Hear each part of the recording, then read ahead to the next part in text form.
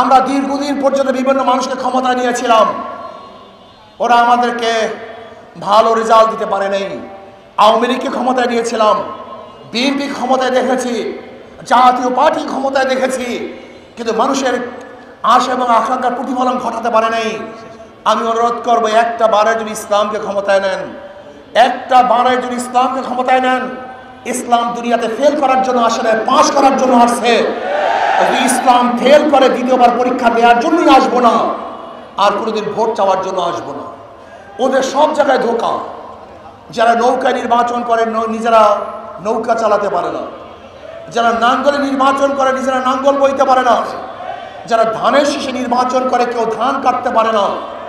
সমস্ত মার্কাগুলি গরিবদের, নৌকা প্রতীক গরিবদের, নাঙ্গল প্রতীক গরিবদের, ধানের শীষ গরিবদের, অথচ যারা নির্বাচন করে একজনও গরিব না।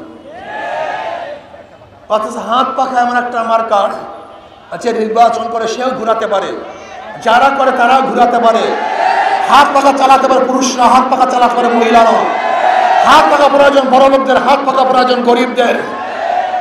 আপনি কি জানেন কারেন্ট ফেল করে, হাত পাখা ফেল করে না? হাত পাখা প্রয়োজন মুসলমানদের, হাত পাখা প্রয়োজন হিন্দু বৌদ্ধ খ্রিস্টানদের। আমি বিশ্বাস করি কাউর মার্কা ঘুমের সময় বুকের উপরে থাকে না, নাঙ্গল বুকের উপরে থাকে না, ধানের শীষ ঘুমের সময় বুকের উপরে থাকে না, নৌকা বুকের উপরে থাকে না। একটা প্রতীক ঘুমের সময় বুকের উপরে থাকে, কলিজার উপরে থাকে, সেই প্রতীকটার নাম হাত পাখা।